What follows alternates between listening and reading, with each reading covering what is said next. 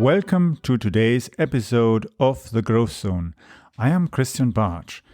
What is the core benefit of listening to this show?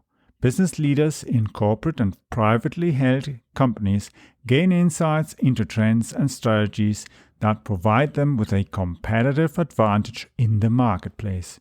Each episode focuses on an area such as marketing, sales, innovation, or funding that is absolutely critical to the growth of companies, whether they are startups or corporate global players, where management needs to juggle the challenges of market entry or knowing how to navigate the uncertainties of disruptive developments. Mind feeding is where clarity evolves and helps solving organizational challenges. For those who listen to the entire episode, I have a special surprise gift. I am working on some great guests that are industry leaders in management, innovation, and marketing. Let's get started on today's episode.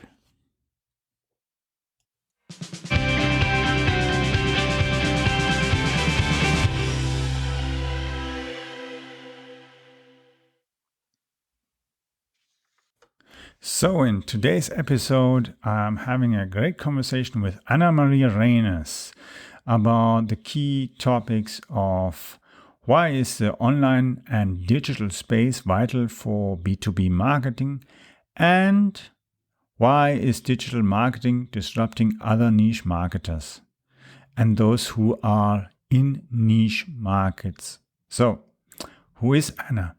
Let me tell you a little bit more about her before we go and start listening into that conversation. Anna is an entrepreneur, digital marketing expert, and CEO and founder of Simplified Impact, a growth marketing agency for B2B companies. She is based in Rhode Island and she is a co-founder of the internet fashion startup Smart is Cool, where she was responsible for social media and information technology. While working at Smart is Cool, she was featured in Glamour magazine and had multiple appearances on Fox Strategy Room. Following her position with Smart is Cool, she pursued a career that focused on digital marketing. Anna Maria worked for agencies in the New York and Boston areas, where she has led digital marketing campaigns for clients such as HSN, Wendy Williams, football legend Carl Banks, iHip for Snooki, East Bay, Aer Lingus, Sky Mall, and many more. Before the launch of her own business, she was vice president content marketing at the New York-based agency DDIT, a marketing agency for enterprise e-commerce clients. As a thought leader in her field, she has been invited to speak at conferences such as PPC Hero, NY Small Business Expo, NYXPO, Philanthropy Day, Core, and Vistage. So, let's go and listen into that conversation.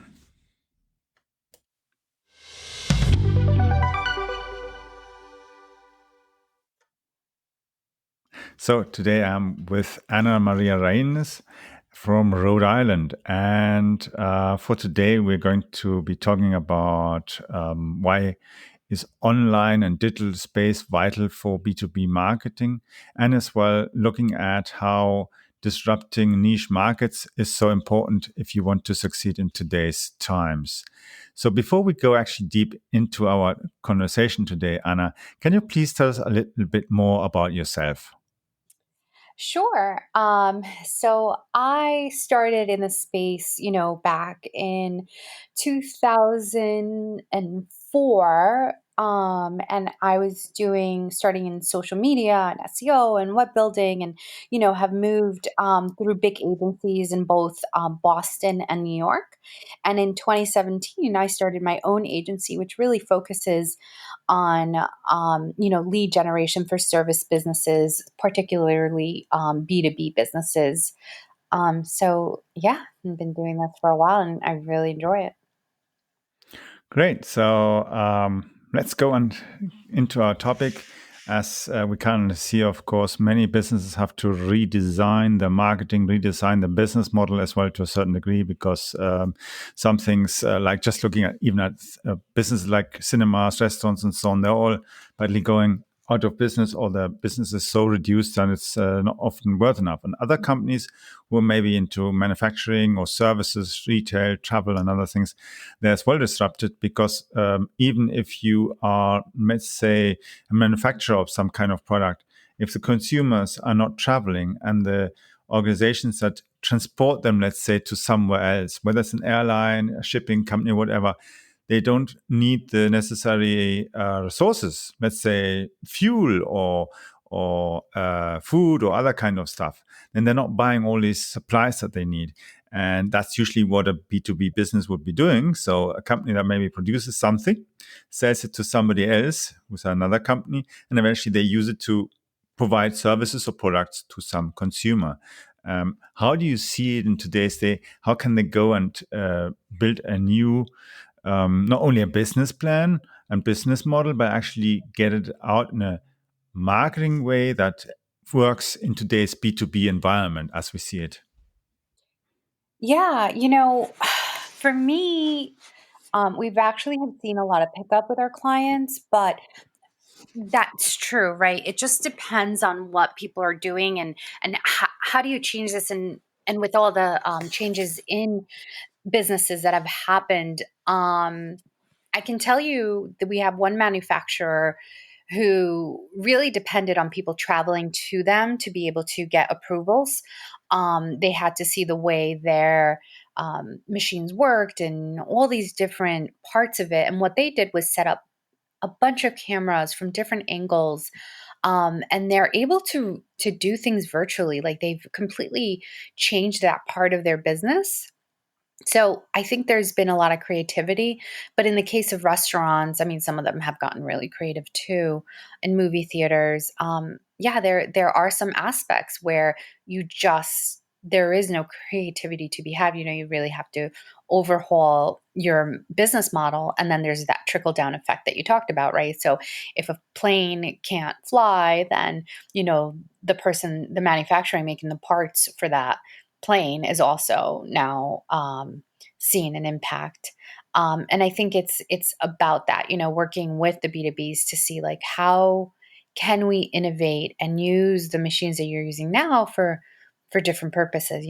Where are the opportunities? And sometimes it's these times that really get people creative, right? I think we're going to see a lot of new businesses, new industries, and a lot of creativity come from this. Yeah, absolutely, absolutely. I see as well, and many communication businesses, many digital businesses, and as well maybe some companies even looking at how they can maybe redesign the products that they have more control about what the product itself is actually doing, so that they have Mhm. maybe less maintenance issues, or they have the ability to have more remote maintenance abilities, and maybe even reduce their own maintenance costs as well. When you think of it, some companies, usually when they sell their equipment, whether it's machines, trucks, or anything else, sometimes they sell as well maintenance contracts.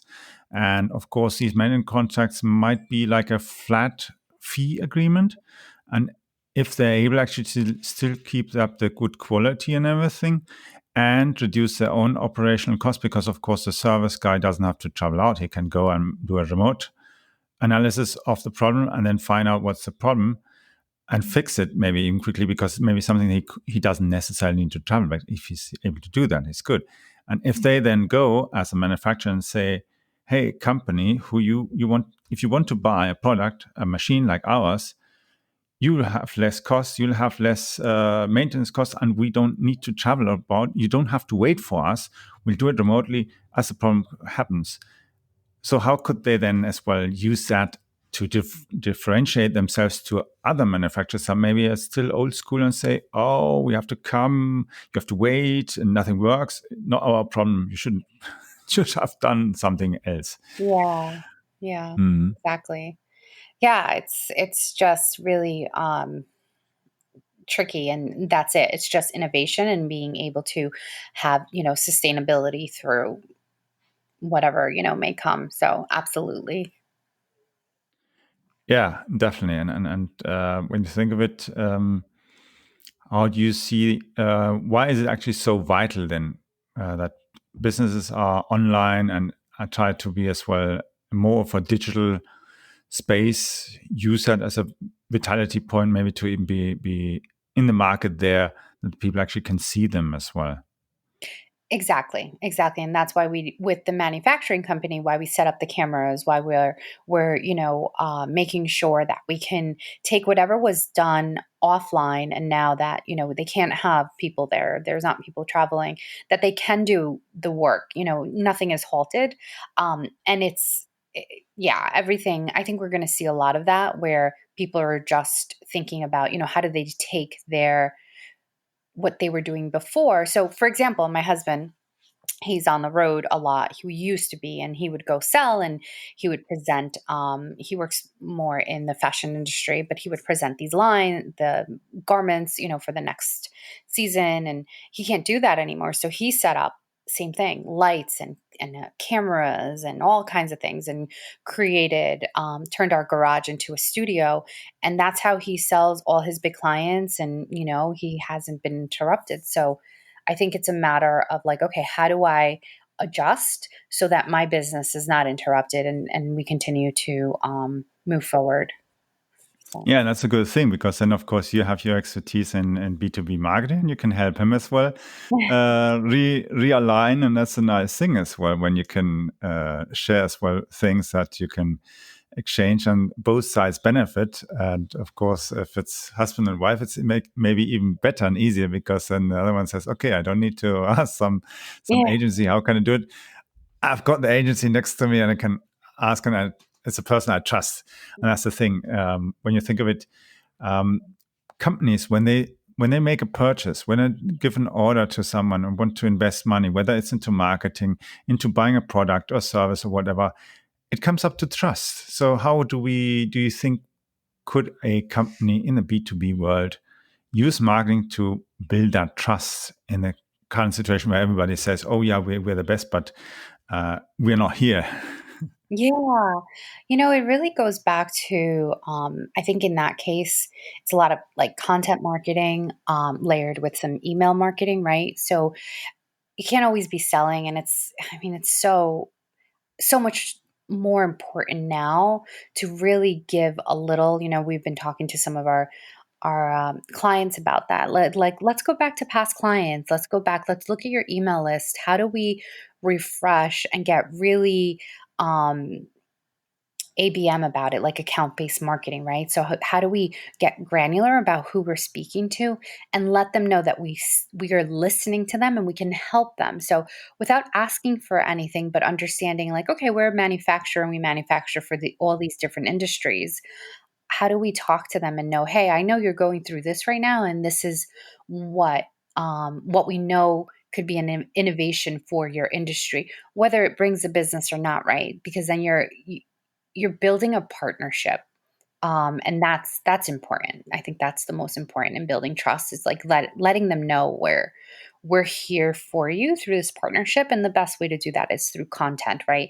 And even personal outreach. Like one of our clients, we talked to them, we're like call past clients, call clients right now. Like this is a time that, we need to be more in touch, and something like a Zoom, even though everybody's sick of Zoom at this point, but it does help to still keep that connection because you're seeing someone's face. So it just, there are ways to continue to have that social aspect, and not lose the trust if we are willing to put in just a little bit more time. Yes, and it's just the thing, because since we're not traveling, we have that time as well gained of not having to travel. And nowadays travel is quite takes time. I was just recently just flying over to Turkey and back with all these corona regulations in different countries. Everything is slower. Everything takes more, and you go through huge airports that are virtually empty. And then you arrive back, and then it takes you 1 hour just to get out of a terminal. That's actually should usually be like a foot walk of maybe 15 meters. You take your suitcase and get out. Instead of you have to line up, you have to be checked whether you've done your test before or not, and this and that. And then it takes an hour just to get out of that terminal. And it's crazy. And that's what as well puts people off traveling and going to some other place, whether it's in the same country, same county, or the next door country, just to do business with each other. Because certain things you still can't really do without this physical view, talking with each other, seeing the body language and all these things that are necessary for building the trust, and say, okay, this is someone who I trust, so I'm going to give an order, or we're going to build with them the next new product. Especially when you have a company who's doing some innovative new product, they don't want their secrets suddenly moving out into somebody else's hand, to maybe the next competitor, or they copy the product, and that's something where people have this kind of fear. And of course, it's natural if we are disrupting a market, and if we've got a niche that's maybe even small enough, and there are maybe some other companies that are existing, we still have to be there in a sensible way, and use the B2B marketing. So how would you go then about, especially when you have the task to have a niche marketing to achieve what you want? I love niche marketing. It's my favorite. I think it's so much easier, to tell you the truth. I find that, especially with marketing, whether you're doing ads or SEO or content, or those long tail keywords are going to be so much more effective, and are just I really love it. I really do. I think it it just helps, to make it easier to get. The only problem, and this is having the experts help you with content, having the experts have the time, right? So if you're in like cyberspace or medical niche, or like I have a lot of clients, that's where it gets a little bit tricky. But we have systems in place to do that, to help us to extract that information and be able to help the market, help the client through giving us the information so we can market them properly. But I find it much easier, and maybe it's because I have the experience in niche marketing. Um, but we see a lot of success. For example, we have a client. I mean, so niche in medical. Like, they basically make like three products, very very specific. And right around, the products they make are antimicrobial. So, it's a product that you can use really well in hospitals. And he saw a huge pickup, when the pandemic started to pick up here in the United States. So we said, we should be doing some Google ads. People are searching for it. I think we had spent about $100 in ads, and the company had made, I think, like something around $200,000 in sales. I mean, that's a huge ROAS, right, on $100. Just just with $100. Just $100, yeah. Because it's That's so crazy. specific. But the keywords must have been very, very cheap. No competition on that. But that's That's why, because it's so niche and so specific. We only ran one keyword. That was it. One okay. keyword. Just one Because we keyword. didn't That's want to risk. astonishing. Yeah. So it was one keyword, one campaign, very unlike what you would do traditionally. Yeah, and was that Testing just and one buyer that it came from that you got all that revenue, or was it a set of No, it's been a set of different buyers. buyers? Yeah, different buyers looking for that Different buyers. specific. Yeah, it continues to. I mean, I don't know what our spend is at right now. It's under $1,000, and it continues to do very, very well, because it's this one specific thing that hospitals need. Not too many people make, and it. Yeah, it's very interesting. So yeah. Yeah, exactly. Because when you think usually to have in other fields, usually with Google Ads, you have to spend at least, let's say, $3,000 to $5,000 a month just to generate something proper. Because of course, many fields are quite crowded. Even if you've got 4 or 5 competitors, it's enough for Google to increase the prices. And if someone just goes nuts on their spend, then of course the costs go up. Absolutely, yeah. Yeah, because we've seen it even in same thing as well in Facebook ads. Even we had events running in different locations, and we had in some locations were crazy low cost per lead, like $1.08, and other places we would have had to spend over $50 just to get the lead, and that doesn't still mean that the lead is going to actually spend money. Yeah. And just 200,000 with just $100 investment is fantastic. It was crazy. We were Your client must love you. Yes, he does love it. It's been really good, but yeah, it was, we didn't expect it, but it just makes sense. So a lot of the nichier, it's definitely, I feel like, but here's the thing is that a lot of times these niche companies, and we had been talking to this client prior prospect for a long time because they're like, oh, that doesn't work. Oh, we get so many leads. Oh, we already do so well. Because when you're niche, like, you know your buyers, you only have a specific amount, right? So I think that's the hardest part is letting them know that you know what we can. You think you have everybody, everybody you don't need, but there's always another buyer out there. We were able so we went in on a test, and he's been a client now for about a year. And we just had our last call, and he was like, you're doing better than my sales team. And not only because of that, but many other. And I was like, I told you, like, there is an opportunity in digital marketing for niche brands, and not niche brands, but like really niche B2B. And I think that is the biggest hurdle for agencies, or for anyone wanting to work in the niche market, is that they already have so many sales. They already have a full sales team, so they're like, they're very skeptical. But it's a great opportunity. I do love to work in that space. Absolutely, because it's as well so good. You're not so distracted with all sorts of thousands other products and thousands other people who are offering the kind of thing. It's the same thing as well here in Germany. I sometimes I've seen businesses that you don't know in the public, but we use their products every day, whether they're in cars, whether they're in planes, or shampoo, all that kind of stuff that we use. It's the things that we take for granted, we ignore. But actually, if those things weren't there, we couldn't have a shower, we couldn't drive somewhere. It would be maybe very unpleasant flying, or if we had to go to a hospital, it wouldn't be very hygienic. But they do these special things, and that's the thing. When you go to other countries, whether it's the United Kingdom, Canada, USA, and so on, there's so many hidden champions, but they don't need to go and do a lot of PR and hey, we're the best and the greatest. They have the clients, and I think, yeah, we're fine. Yes, Yeah, yes. yeah. That's It's just exactly. getting them to say, okay, let's try to be more wow.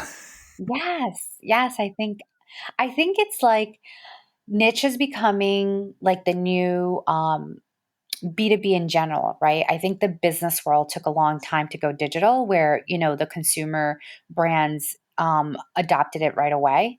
And then I feel like niche is becoming that, where they're like, yeah, but we have a sales team. And I'm like, yeah, but how much money are you spending on, like, 20 different salespeople? Or like, there's there's so much opportunity. And I mean, they still have their full sales staff, but they start to see like, oh, I'm paying this agency, X amount. We're getting these type of leads, and they're all qualified leads.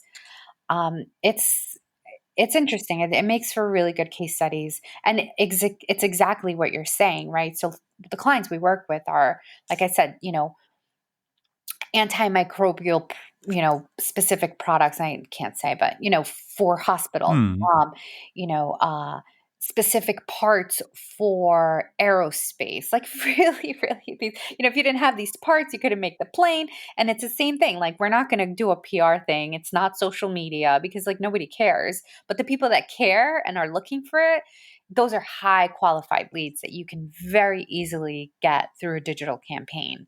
Much, much easier than having, a call center or, 20 different salespeople. So, Yeah, it's a key thing because many years ago I did a training at BMW and I had to go through different departments of the corporation, and one of that was we'd call it purchasing marketing. What it means, actually translated into regular English, it means actually that the idea is to research and find other suppliers. So let's say, for instance, you have a car and a car has, of course, brakes. So if you only have one supplier and the supplier can't supply suddenly the brakes, you're screwed. Your yeah. cars can't leave the factory without brakes. So, of course, eventually, if you have some other kind of special part and you think, okay, it's good to have this part, but we have to have somebody else as well, just in case Hmm. they can't deliver, or suddenly we sell so many cars we can't get enough parts from that manufacturer. So you go out, and the crazy thing is, this research isn't just limited to one country or one region. We did research even to suppliers even in countries like Israel, USA, South Africa, and so on, way away, just because these parts are so unique. And I remember the times when BMW bought Rover, we tried to merge two different lines together so that we would, for instance, be able to buy more tires, which means more tires, of course, a better Right. position when you're negotiating. And the same thing, that's the situation. The buyer is looking and he thinks, where can I look? Where can I find all this stuff? You start Googling. And Hmm. that's where you come with your ads. And the buyer already has a need, has a want. He just needs to find the thing he wants. Yeah. And then you come by the corner and you've got exactly what he wants and says, super. That's Okay. exactly the conversation. It's like we're like, everybody starts their search no matter what industry you are on Google because they want to be educated before they even talk to that salesperson, right? So they don't get ripped off. And if we're there when they start the search, we're going to, then we're part of that journey. And I think that's becoming a more understood concept for niche B2Bs because they're like, yeah, but you know, a lot of them, are like, yeah, but we're like this small, tiny, really specific. Nobody's searching for that. And I'll go and I'll show them. And I'll be like, yes, they are. And people are, so it's interesting. It's fun. I like it. It's not, I come from a fashion background. I didn't say this in the beginning. I actually was Mm. in the fashion industry for 10 years and I traveled and I went to China and I was all over Europe and it was fun and it was fun fashion, fun, really awesome, beautiful women's fashion. And I went to school in London for it. So to do this, like small manufacturing parts is so funny because it's so different from my roots, but I enjoy it. I think it's really fun either way. It's more predictable and I don't know. Anyways, it's Yeah, but interesting. yeah, Yeah. definitely. Because when you look at fashion as well, what's fashion? It's production. You're producing something. Every time you have to be inventive, find new ideas. You Yeah. have to market in a new way. And tastes of people change. There come new generations. Or things happen like now, what we've got now, a situation. Some people are saying, I'm not going on holiday. Others can't deliver the swimming equipment or the swimming clothing and so on, the fashion, everything, because the manufacturers couldn't produce. People were ill, factories closed, then the retailers can't sell because they haven't got the stock in time. And by the time actually they should be stocking up with winter sale, I know. they're getting stock or they haven't got stock, and the buyers are totally confused and say, okay, am I supposed to go this year again with the same stuff I had last year or the year before? Actually, now I would like to buy a new thing because there are holes in it or it's falling apart. I don't like the color. It's washed out. Yeah. uh, I've put on some weight or lost some weight. And then you think, yeah. And that's the thing. B2B marketing, of course, when you think, okay, there are lots of retailers that are saying, oh, we need to fill our stock now. The people want to buy the stuff now. Yeah. And we can even ship it. So we don't have to have expensive retail space running. We Yeah. just want to order it online. Yeah. Yes, a lot of the B2Bs are going direct to Yeah, consumer. exactly. And when That's you the look at, biggest for one. instance, Yeah.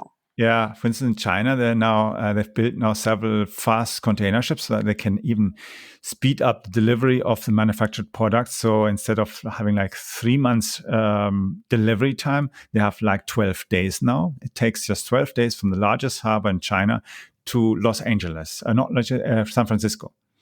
And it's just crazy when you think of that for shipping. The same thing is to other regions around the world, because the main manufacturing all things is China at the moment. It's Yeah. still the fact.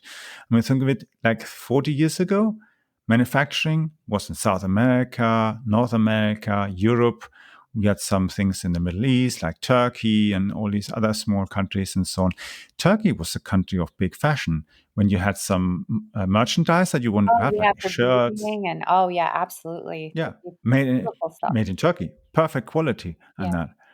Yeah, and it's all now made in China. But in the end, I think maybe people are as well going and maybe using that even as a promotional element of saying, hey, our products are not made maybe in China. We yeah, produce them this in this place or this in this country, and we get from that and that these things.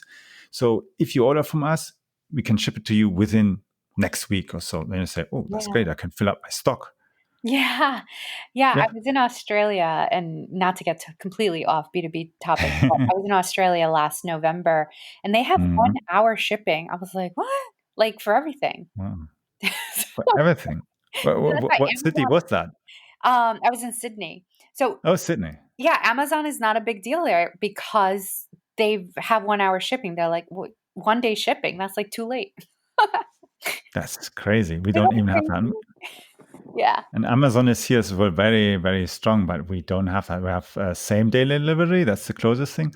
In a few cities, it's possible with these bicycle couriers, but it's not really that much of a thing because that kind of traffic is a bit problematic even here in Germany with congestion and other things. But it's astonishing. I know because I was once for BMW. I was in Sydney as well, traveling with in Sydney around with a nice fast BMW, and you have to drive slowly because you can't. Oh, yeah. It's interesting when you think same day delivery. Wow, that's a good marketing position, especially to consumers and as well to companies. Because Yes. what do you buy online? You buy your toner, your ink cartridges. You need a new printer. It's broken down. Order it online. Next hour, your IT has got the printer. Why order it from a distributor who might need 2 days to deliver it? Yeah, yeah, everything. It's very interesting. I found that to be very, very interesting. Yeah, definitely. Different markets, different habits, and as well different expectations as well from our clients. And that's the thing. I don't know your B2B clients, are they at the moment focusing mostly on the US market, or are they looking as well at the same time at other regions and doing Um, business there? Most of them look at US. I have one that also does business in Israel. Um, Hmm. but most of them have more of a US, yeah, focus, because a lot of especially the manufacturers, they have to have special certifications that have to get renewed, once a year. And then, different countries have different certifications, and, they tend to Hmm. add up and things like that. So, Yeah. but they do, you know, a lot of the because I tend to live in the niche markets, so that's instead of being like the bigger manufacturers, right? Like someone who's making the plane, like a Boeing or a Parker. I work with the parts makers, so they make the parts that sell to Parker, that sell to Boeing, and then Boeing sell. So it's like we're down the chain a little bit. So they tend to be mostly U.S. distributors and manufacturers, but yeah. But I like that space. Like I said, it's fun and it's different, and yeah. Yeah, I mean, think it anyway. The US market is huge. Yeah. It's not just east to west coast. You have all the different counties, the different states, and that, and Hmm. even from state to state, there are different cultures, different ways of working, and so on. It's like comparing someone who's doing business in Texas to someone in Arizona. It's again a different culture to those who are in Florida or New York or San Francisco. So very different way of doing business and talking and on the communication way and all different things that is so very interesting Yeah. they have as well. And then you send off, of course, your B2B marketing to a targeted group of people where you know, okay, these companies who need that product are maybe based here and there. Or you're looking and you suppose these companies might be in these areas because maybe your client doesn't know that these potential buyers exist, like with your ads, with $100 ads, where you say, okay, that's the market and let's find out. And it's worked very well for the benefit of the client. Yeah, yeah. We kept it very regional. Um, we usually because a lot of these companies have been around, they're not new companies. Mm. They tend to be at least at minimum 15 years old, right? But most of them are 20, 30 years old. So they know where their clients are. So that makes it a lot easier for us to target and, have like some geo campaigns and stuff. So we don't really I mean, we have and we can do analysis on like, geo and demographics, but we Mm. tend not to need it. We'll test some hypotheses sometimes, but it usually comes back, they fail, and it's usually what the client has said. They know their client very well, and they know where their industry is. Yeah, and local anyway, it's much easier as well. In certain areas of Google, it's you get a better result anyway because Yes, it's you do. maybe even closer, and maybe as well the buyers are maybe as well feel more comfortable that they know the supplier is locally, so then I have no issues with transport or other kind of stuff that Mhm. might happen. So it's a more positive situation as well between the buyer and the seller. And that brings me more or less to, yeah, that we've discussed, I think, quite a good array of topics around B2B marketing and how disrupting niches or the expectations of somebody who thinks actually the business can't expect. And actually, there are plenty of more buyers just waiting to be serviced. Mhm. That's a great thing. Um, Anna, where can people actually reach you? So on my website, anything that we're doing, so simplifiedimpact.com. That would be the best place to reach us and just see, what we're doing, get in touch with us, if you have a niche market that you're looking to expand, learn more about. But yeah, that's simplifiedimpact.com. Great, great. So it was great having you here on the show. Thank you for being with us, and I'm sure we'll be talking again further in the Oh, future. I would love that. Thank you, Christian. I would love that. Thank you.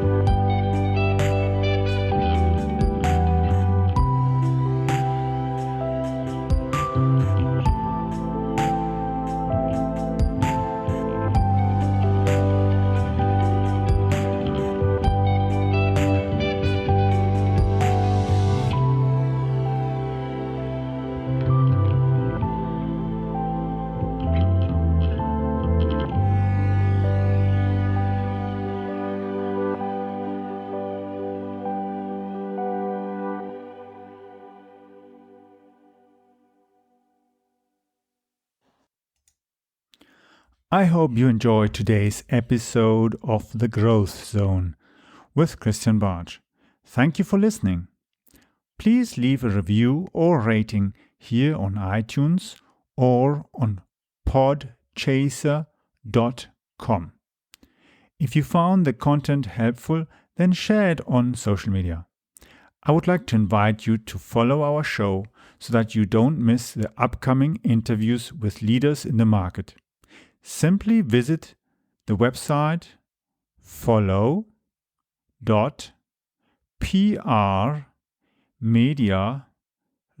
follow.prmediareach.com. I will be adding the link also to the description of this episode so that you just need to click on that link. For those of you who are listening and signing up to follow the show, I have reserved a free copy of the ultimate guide on content marketing. This is the strategy that got me top corporate clients like McDonald's, Linde, Hewlett-Packard, Deutsche Bank, Volvo, and many others. That strategy has been working for over 10 years. It also got me contacts with police, transport authorities, military, and several universities, and even leading research institutes. For sure, it also worked wonders as it got me many small, medium-sized entrepreneurs and enterprises as clients. And that even included international clients from all around the world. The link to sign up for our free broadcasting service and the guide is follow.prmediareach.com. That will give you access to the most recent version of my ultimate guide on content marketing. You can follow me as well on Twitter by using the Twitter handle CAP_Bartsch. That's spelled Charlie, Alpha, Papa, Bravo, Alpha, Romeo, Tango, Sierra, Charlie, Hotel. Yes, that is CAP_Bartsch. Charlie, Alpha, Papa, Bravo, Alpha, Romeo, Tango, Sierra, Charlie, Hotel.